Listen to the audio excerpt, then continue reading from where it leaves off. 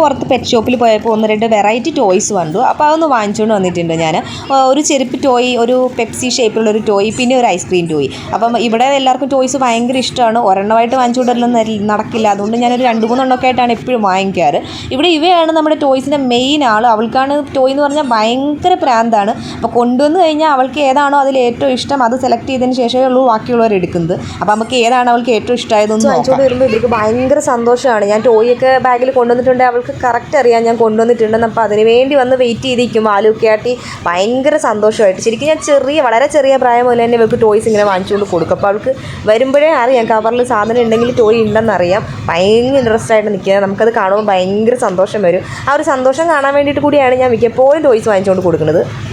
അപ്പോൾ ഇഷ്ടമുള്ളത് സെലക്ട് ചെയ്തോളാൻ പറഞ്ഞ് ഞാൻ നിരത്തി വെച്ച് കൊടുത്തപ്പം ഇവയ്ക്ക് ഇഷ്ടമായത് പെപ്സിയാണ്. അപ്പോൾ അതും എടുത്തിട്ട് അവൾ വിട്ടിട്ടുണ്ട്. ഇനി അവളെ ഇന്ന് നോക്കണ്ട, ഇനി അവൾ ഫുഡ് പോലും കഴിക്കാൻ വരില്ല, വിളിച്ചാൽ മാത്രം വരുള്ളൂ. ഡുണ്ടുവിന് ഇഷ്ടപ്പെട്ട ഐസ്ക്രീമാണ്, അവൾ അതും കൊണ്ട് പോയിട്ടുണ്ട്. അതിൻ്റെ ടാഗൊക്കെ വലിച്ചു പൊട്ടിച്ചിട്ട് കളിക്കുകയാണ്. പിന്നെ ടോയ്സ് ഒന്നും അവർ നശിപ്പിക്കാറില്ല, പൊതുവിൽ നന്നായിട്ട് സൂക്ഷിക്കുന്ന പിള്ളേരാണ്.